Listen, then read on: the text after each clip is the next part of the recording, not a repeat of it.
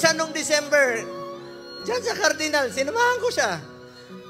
Kasama si Ma'am Hanelet. Enero, bumalik uli kami. Pebrero, bumalik uli kami. March 12 po siya schedule uli. Para sa pagpapagamot niya. Pero pinagkait nila. Pati gamot. Ayaw ibigay sa kanya. Alam niyo, wala siyang tsinelas. Ako kay Kitty. Sa murang edad na 20, dapat hindi siya kasama sa politika. Dapat nag-aaral siya ngayon. Pero sinama siya sa dumi ng politika. Tinawagan ko siya kahapon. Sabi niya, ninong niya ako eh. Sabi niya, Ninong Bong, hindi ko mapigilang umiyak. First time ko umiyak talaga.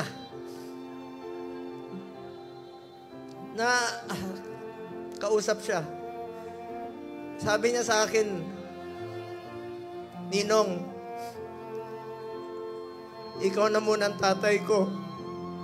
Dahil wala na akong tatay. Sa murang edad na. Pero matapang si Kitty ha. Sobrang tapang ni Kitty. Sabi niya, Ninong, be strong. Be straightforward.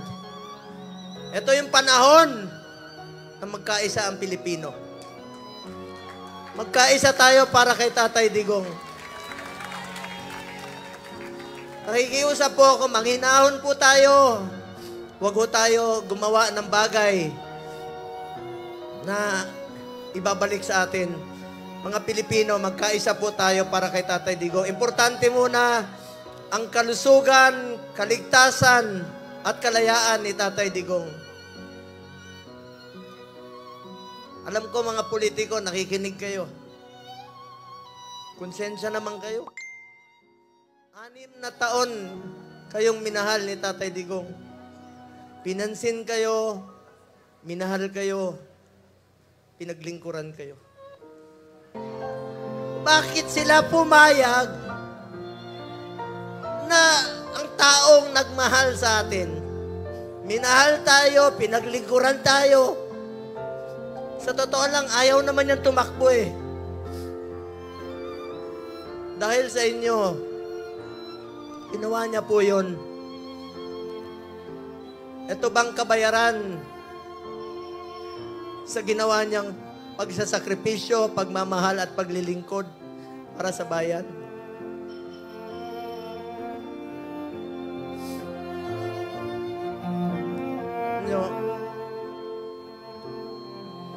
Mga kababayan ko,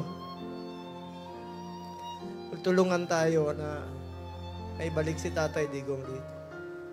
Alam ko nangungulila kayo. Alam ko maraming Pilipino halos hindi makatulog. Hindi tayo makatulog. Alam niyo, marami ako narinig.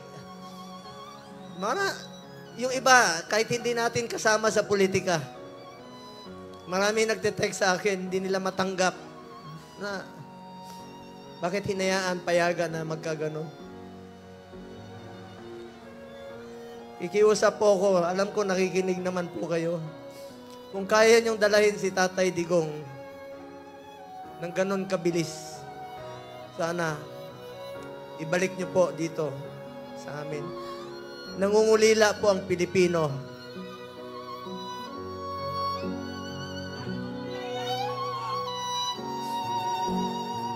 Sa mga kapatid ko Muslim, sa lahat, Basilan, Holo, Zamboanga, sa Mindanao, salamat sa inyong suporta. Mga OFW, alam ko, wala kayong tulog. Salamat sa inyong pagmamahal kay Tatay Digong.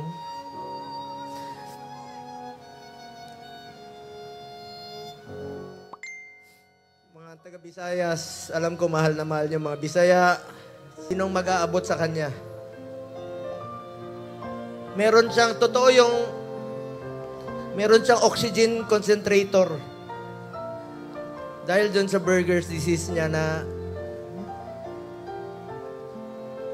80 years old, kukulong niyo pa.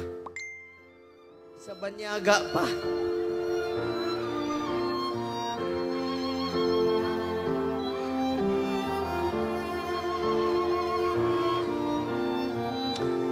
Alam nyo, hinahol lang ko kayo. Alam ko mahal nyo si Tatay Digong. Mahal natin si Tatay Digong. Magkaisa tayong lahat, mga kababayan ko.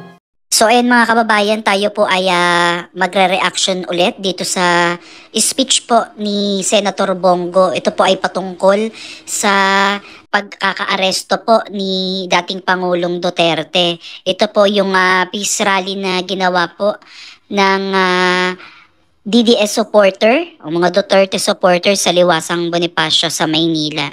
So kanina nabahagi nga po ni Senator Bongo kung gaano po kadami yung gamot na iniinom po ni Tatay Digong sa araw-araw, ano? So, grabe, 27 na gamot ang iniinom nung matanda.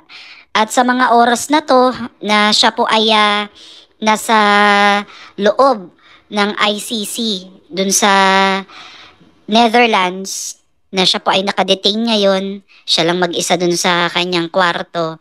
So, hirap po yung 80 years old na matanda na asikasuhin niya, sarili niya.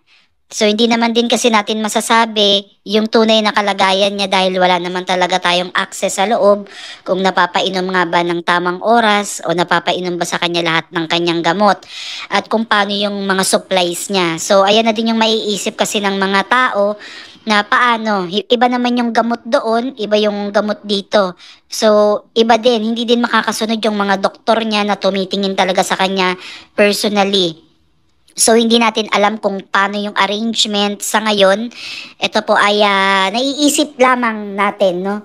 Na papaano nga yung araw-araw na paggamot. Kaya pala mapapansin ninyo dun sa first appearance niya kagabi sa ICC, talagang parang iba. Parang kinakain niya yung boses niya, parang iba siya. Parang hindi niya maibuka yung bibig niya ng maayos. Napakalayo po nung siya ay nagsasalita dun sa Hong Kong noon, nag-speech siya, ibang-iba.